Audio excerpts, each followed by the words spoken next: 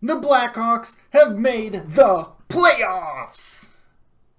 Kind of, sort of, maybe.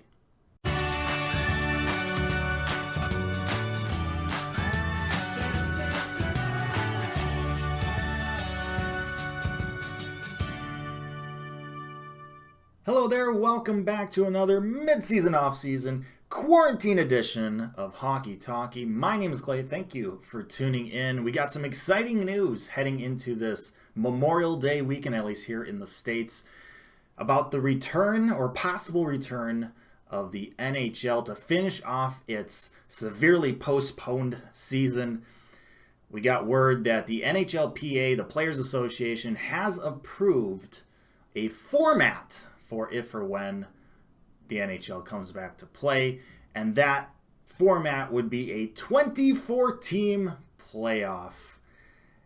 And because of the additional teams, 24 teams of 31, playing in some sort of playoff bracket, which we will discuss in a moment, that means there's 12 teams per conference, and you guessed it, the Blackhawks have snuck in as that 12th seed. Now, we're all pretty familiar with the standard NHL 16-team playoff bracket, right? It's pretty straightforward, minus the whole divisional aspect. But once that's set, it's a simple 16-team bracket, right? Now, why aren't they doing that for these pandemic playoffs? Why aren't they doing 16 teams? Well, one of the reasons is because the NHL regular season did not finish before this whole quarantine happened. There's still about 10 to 12 games left depending on the team. And so because there are teams out there who could have possibly played their way into a playoff spot in the 10 to 12 games, the NHL wants to be a little bit fair to them and include them. Because who knows? They might have gone on a winning streak and got in. So you include those teams. The problem is, though, if you're going to add more teams to a 16-team playoff bracket and keep it simple, you would have to jump all the way to 32 teams because when you increase the round for a bracket, it doubles the amount of teams. The problem is the NHL doesn't have 32 teams in the league, at least not yet. Can you imagine, though, a 32-team playoff bracket? Might be in the future, might be in the cards. Not likely, but still. So, we're not going to go to 32 teams, but we're doing more than 16, so we got to find somewhere in the middle. So we could go 20 teams, we could go 22 teams, we could go 24. Why are they picking 24? Well, I'll let you in on a little bit of a secret. You ready? The NHL is a business. Yep, they like money. And it just so happens that Montreal and Chicago are in the 23rd and 24th spots. And, well, even to a lesser extent, New York. They're a little bit closer to the playoffs, but still, they're kind of in that range.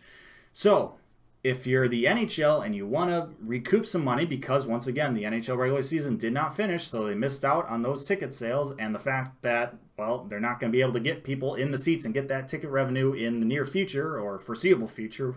We don't know when that's going to be able to happen, but they got to find ways to, well, get some money.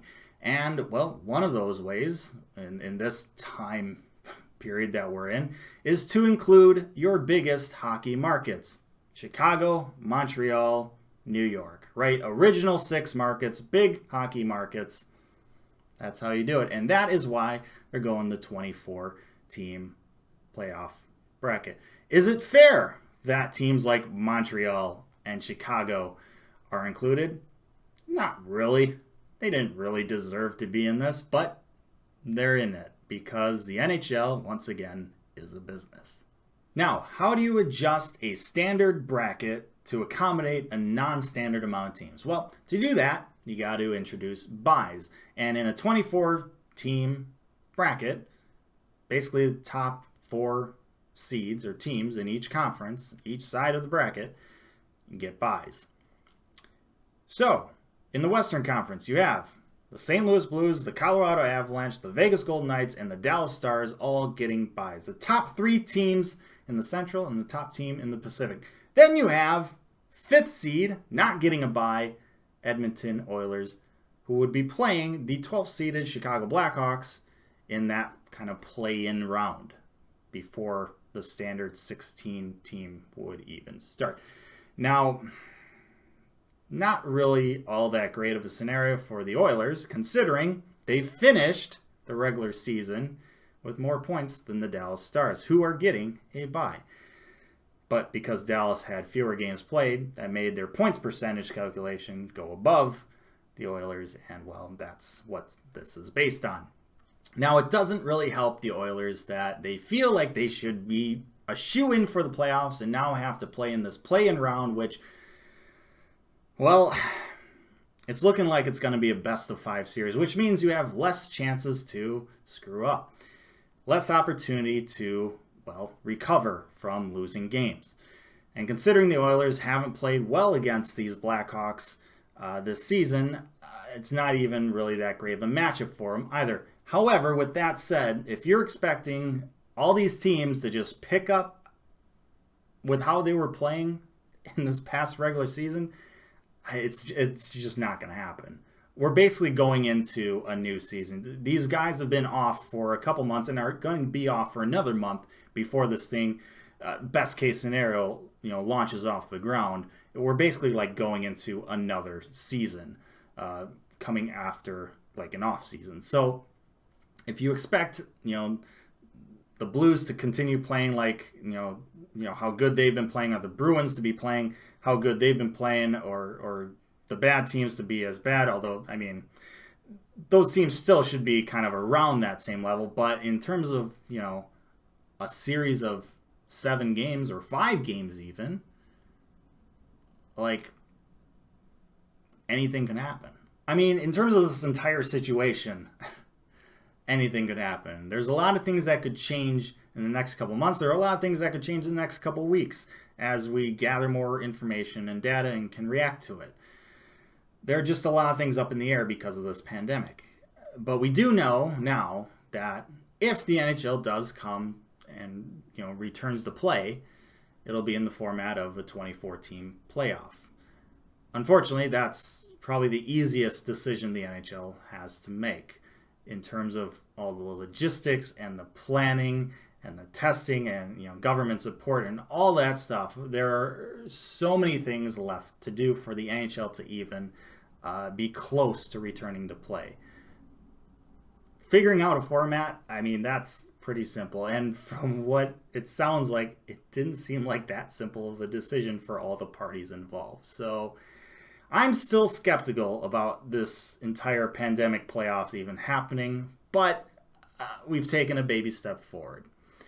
Now the question is, if everything goes perfect from here on out, on schedule and everything, we're looking at a timeline of the NHL starting kind of a training camp to get players back, into it, beginning early July.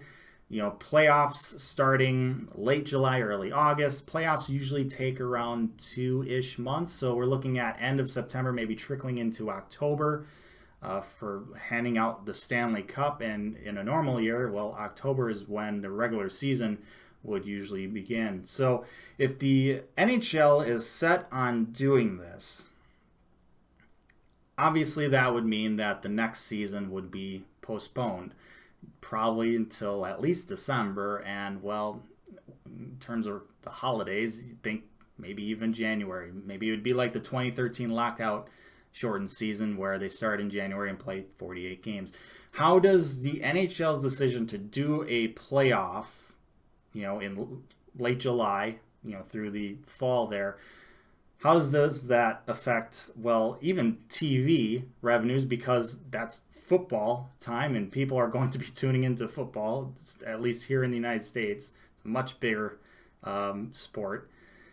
How is that going to affect the NHL there? And then also, how is that, going to affect all these other leagues like the AHL and juniors and all these other hockey leagues and their schedules? There's a lot of moving parts. There's a lot of things like that are affected here. There is no simple solution. There are no good solutions in this time. So a 2014 playoff, even with all its flaws, it's just kind of what, the best solution of just a bunch of bad solutions. Once again, there's a lot of things up in the air. We got months to go. Things could change. hold on to your butts. That's all I'm going to say. Thank you so much for watching. Hopefully you enjoyed this video. Like, share, and subscribe. Appreciate that. As always, leave your comments down in the comment section below. But most importantly, stay safe, make good decisions, and I'll see you next time.